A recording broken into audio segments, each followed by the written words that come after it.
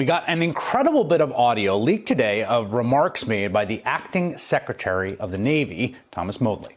Now remember, this guy only has the job, he's the acting Secretary of the Navy, and he's only there because the previous Secretary of the Navy, you may recall, resigned quite publicly after clashing with the president over the president's pardoning of war criminals back in November.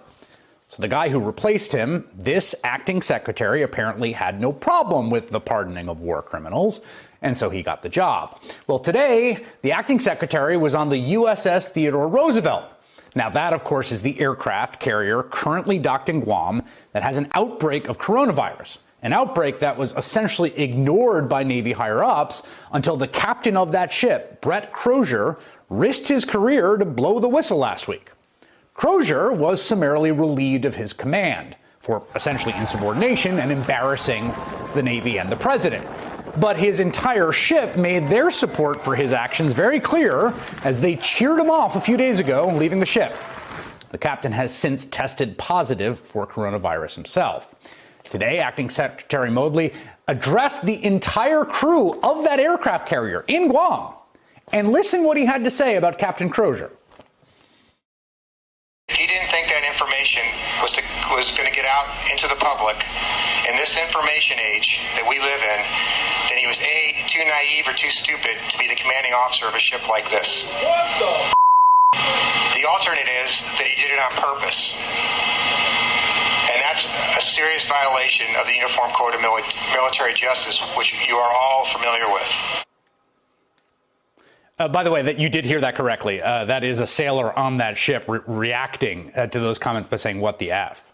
Now, the comments by the acting Navy Secretary have caused enormous blowback and controversy around the nation. I'm joined now by Democratic Congresswoman Elaine Luria of Virginia. She's a retired Navy commander herself. Today, she called on the Secretary of Defense to fire the acting Secretary of the Navy for making those comments today. Congresswoman, what so disturbed you about those comments that you would call for him to be fired? Well, early this morning, when I first saw these out in social media, my husband showed them to me, and I thought, you gotta be kidding me. I thought this was literally something from The Onion, that the acting Secretary of the Navy could not have possibly flown halfway around the world to visit the aircraft carrier, speak over the 1MC, that's the announcing system on the ship, and berate the man that he has just fired.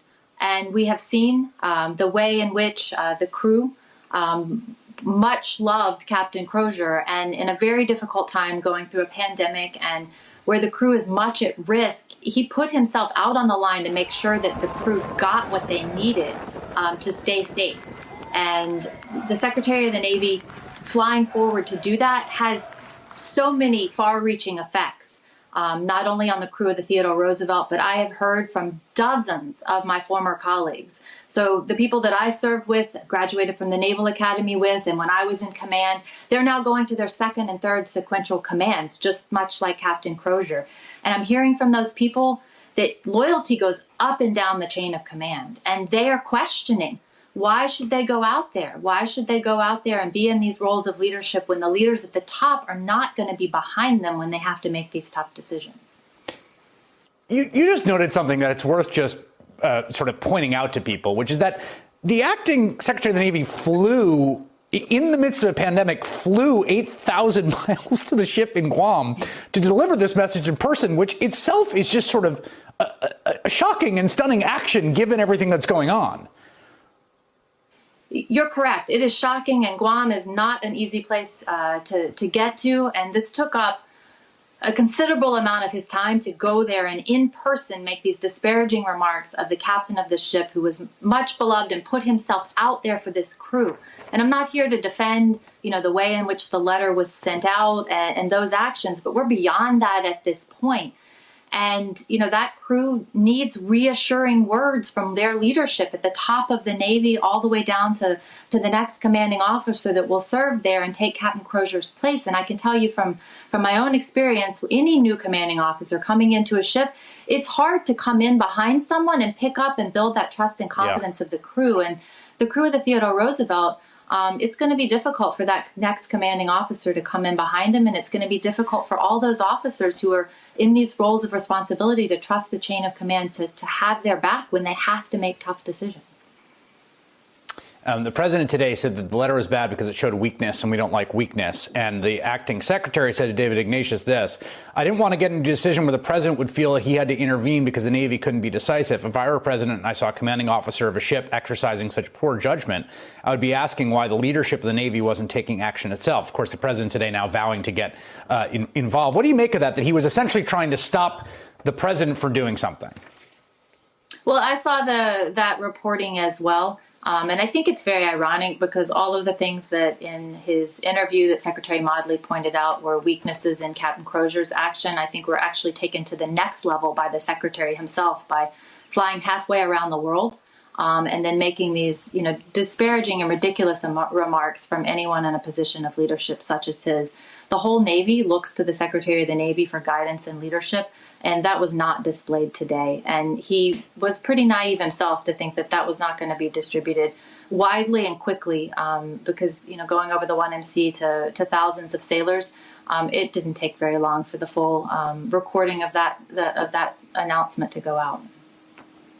Final question. A colleague of yours, Congressman Gallego, in an interview with the Times, pointed out something else, just in terms about discipline and the sort of application of it in these different circumstances. There were two Navy destroyers that had fatal accidents in 2017, the John McCain and the Fitzgerald, that killed 17 Americans. And those firings of those captains came after months of investigations. There was some due process there about getting to the bottom of what happened here. And then they were both, I think, relieved of command, whereas this was a matter of days.